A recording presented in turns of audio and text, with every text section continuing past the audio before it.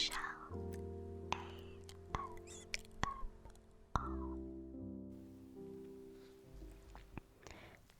Hello everyone, thank you for clicking on this video, and thank you if you're a subscriber.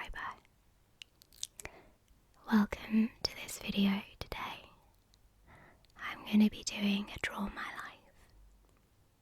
Now I'm only 21, so it's a Draw My Life so far. So we'll start with my birth.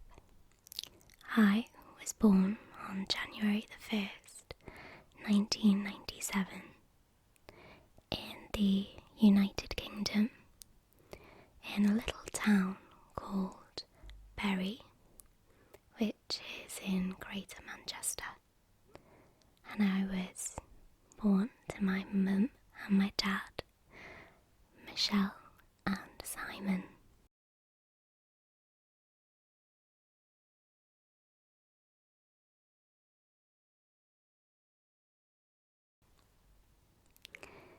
My mum and dad met in Chester, which is a big city in between Manchester and Liverpool. And they met at a party where they were the only two single people there. They were completely set up to be together. And from that day, they were completely inseparable. I think they told each other that they loved each other within 3 days of knowing each other. My mum would tell me how at 6 p.m. every single night they'd talk on the phone about their day and they'd share everything with each other.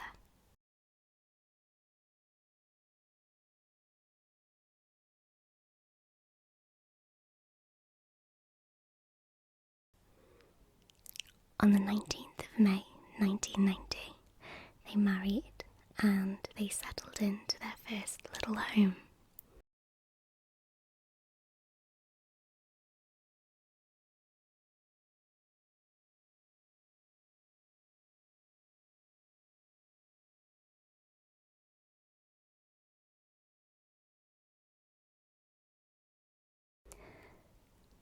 Four years later, they had their first child, my big brother James. James was a very poorly baby, and he struggled with feeding, which resulted in later life to him being so protected by my mum. My mum was back and forward to the doctors with James. She knew that something was wrong, and eventually James had his tonsils out, which made things a little bit easier for a while.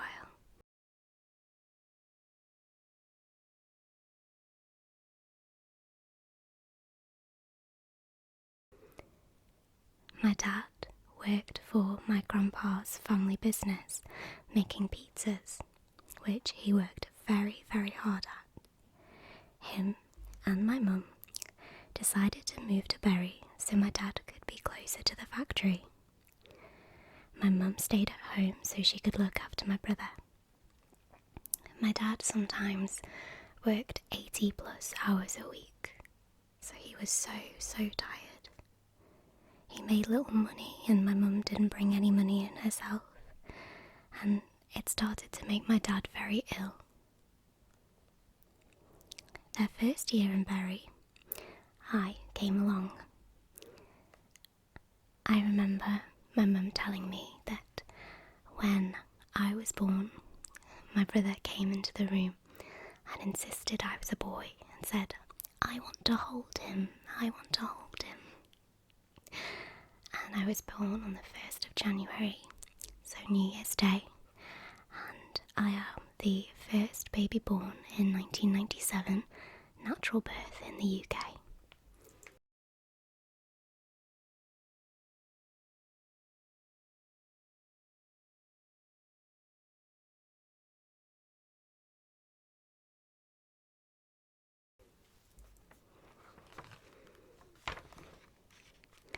Both my mum and my dad continued to struggle, and my dad with the business and my mum being away from her family.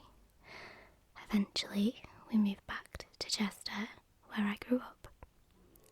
I was always a very cheeky girl who loved her handbags and her Barbie dolls. My brother was my best friend growing up, as we were only 2 years apart, so we would do everything together. We would go on holiday every year to Brittany in France and play in the pool for hours at a time.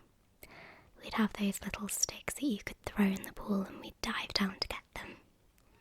He even helped to teach me how to swim whilst on holiday.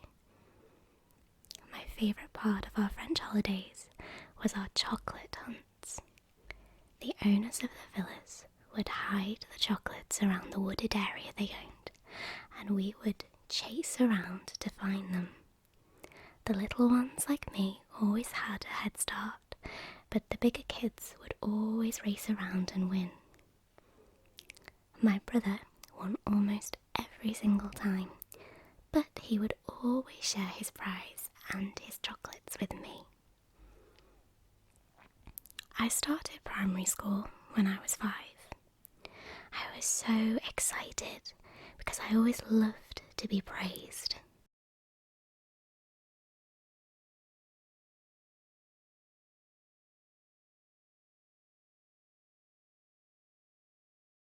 Even then, I wanted to be the best and to do well in class. I always wanted the teachers to like me. When I started school, however, it wasn't long until 2 girls decided to pick on me. They would get me to do things to get me into trouble, telling me that if I would do them, then they would be my friends.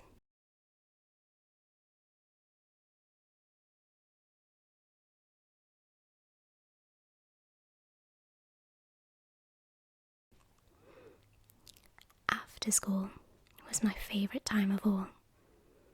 When I'd just started school, I also started my dance lessons.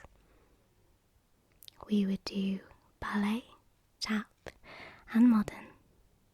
And this is where I met my very first best friend, Rebecca. I remember us telling each other ghost stories, and one time she told me this one about the China doll, how the China doll would climb up the stairs and say, "Sophie, I'm on the 2nd step. Sophie, I'm on the 3rd step. Sophie, I'm behind the door. Sophie, I'm on your bed." And it would scare me so much that my dad had to lock away my doll so it couldn't get me. We still have that doll to this day, and it scares me even now.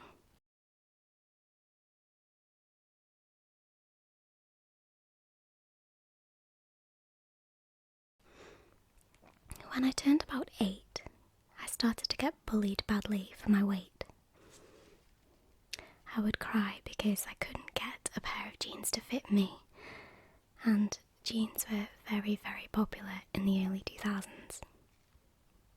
I remember me having to buy adult clothes when I was still so young. The bullying made me sad, and in response, I would sneak even more food because it made me feel happy.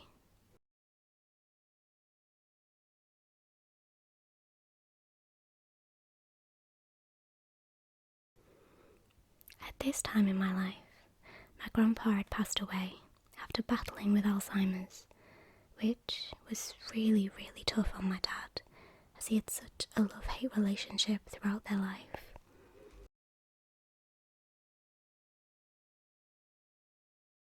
By the time I was in year 6, about 10, 11 years old, both my mum and my dad had a new job.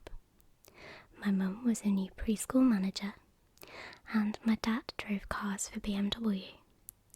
Both my mum and my dad never made much, but every penny would be put towards having a nice home and making sure me and my brother had a promising future.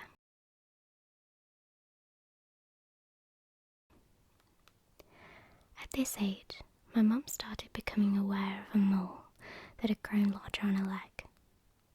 As a family, we have very fair skin, so we were always so careful putting on sun cream and not sunbathing.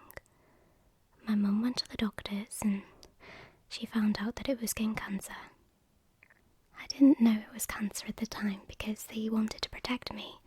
However, I do remember her having a mole removed on her leg and another on her forehead, which has left her with somewhat of a Harry Potter scar.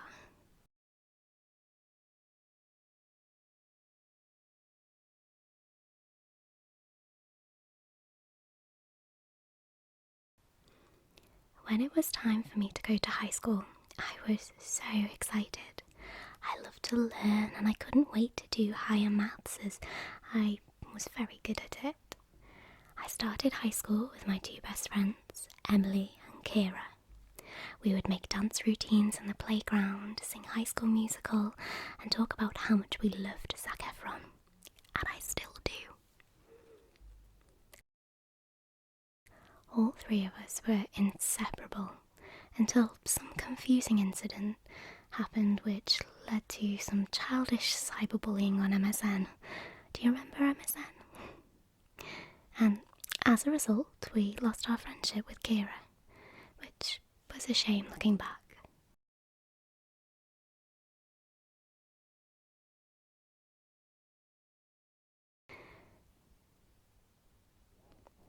Both Emily and I made a new group of friends, which I love to this day, although sadly, we're not in contact with them anymore. I was very shy back at school, something that I totally regret looking back. I used to think that everyone was laughing at me because I was overweight, and some of that was true, but most of it was just me telling myself that I wasn't good enough to talk to the popular people. Year 10 is where everything kind of changed for me. It was time for us to choose which GCSEs we would take. I took French, History, Art, and Drama. Until now, I'd always dreamt of being an interior designer, designing shop windows and floors for big store events like the Christmas in London.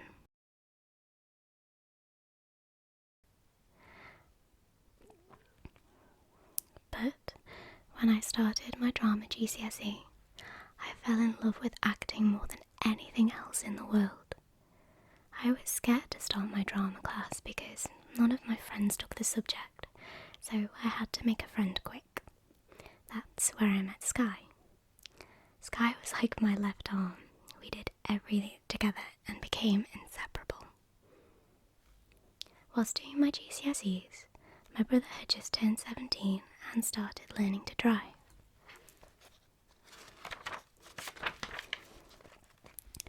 My dad had always promised us that when we turned 17 he would get us a car to learn to drive in. James had a 2006 black Vauxhall Corsa. One weekend, whilst I was out with my friend Sam, my dad took James out for a practice in the car. Whilst he was driving, he started to have a fit. He lost control of the car, but luckily with my dad's driving experience from work, he managed to stop the car without any damage. My brother was rushed straight to the hospital where he was initially tested for epilepsy. That's when a brain scan showed he had what's called an AVM, a non-cancerous tumour on his brain.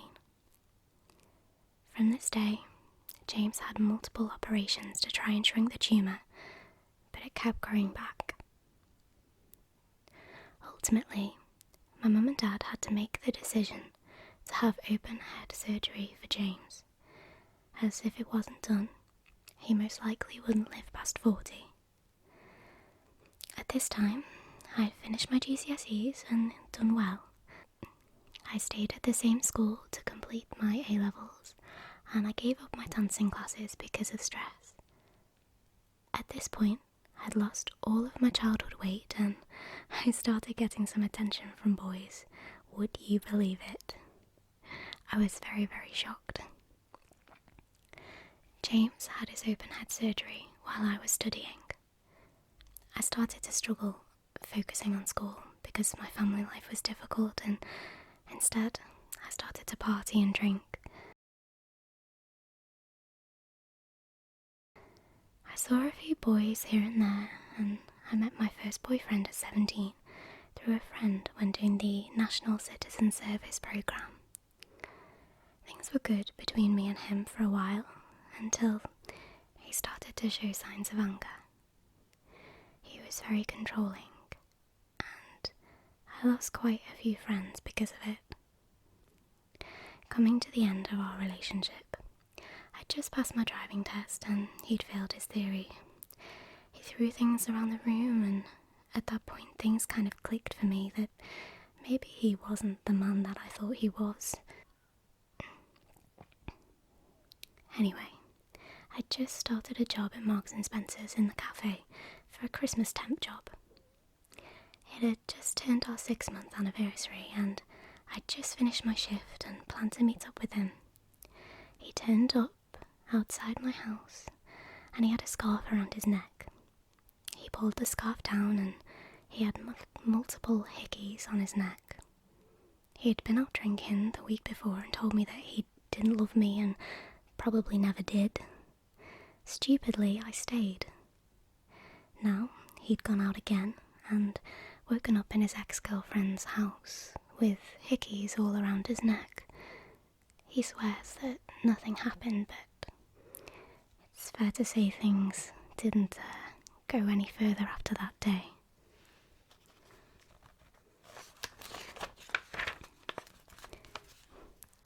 Even though that relationship kind of crushed my confidence, I still had my acting to go back to. I was part of a group that did the National Theatre Connections, where you could put on a play and win the chance to perform it at the West End at the National Theatre in London, which we won. I played the part of Lisa in a production called Drama Baby.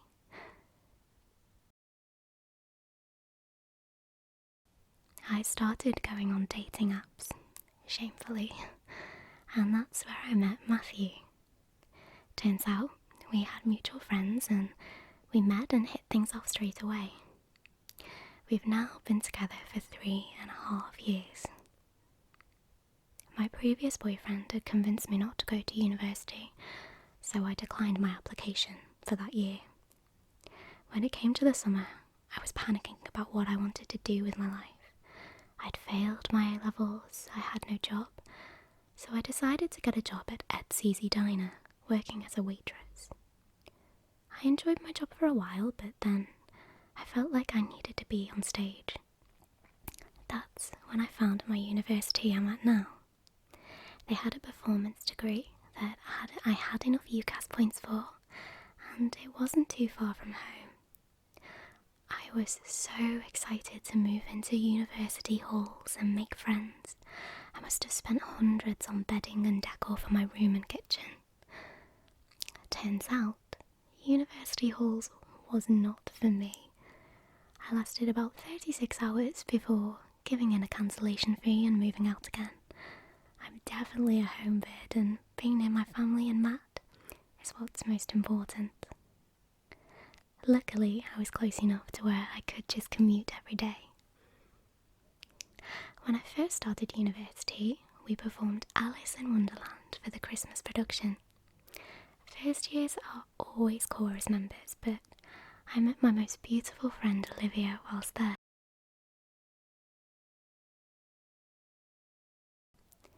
We're like sisters, and although she now lives over 3 hours away, she's still my family. I finished my first year of uni, and I did well. But now being back at home, I was bored and was on my own a lot. I'd watched ASMR videos since James had his first crash, and I'd always kept it a secret from everyone. I wouldn't subscribe to people because I didn't want it to show on my YouTube recommended feed. Finally, one day Matt asked what it was, so I introduced him to a few of Dr. Dimitri Gentle Whispering and Articulate Designs videos. He was fast asleep after the first one and insisted that I should make videos of my own. I I got my camera out, sat on my bed with my Harry Potter book, and made my first video. I fell in love with talking to other ASMR lovers and making videos. When I went back to university, everyone found out I was on YouTube. Some people's reactions were negative, but on the whole, I got a great response. Starting back my second year was lonely as Olivia wasn't there anymore.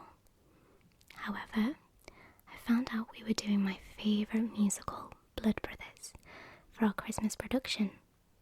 I was so excited, and I knew I had to audition for the role of Linda, and I got it. Fast forward a few months, and I've just finished my second year with a first, which is like top marks, and I've just had my first YouTube anniversary.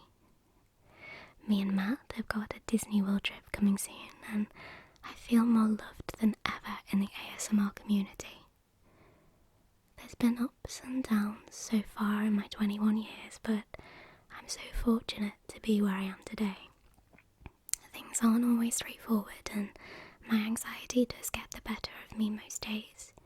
But all of you and all of my family by my side, I'm learning to be stronger each day and love me for me, and I thank you for that. Thank you for watching this video. I love you all. Lots of love.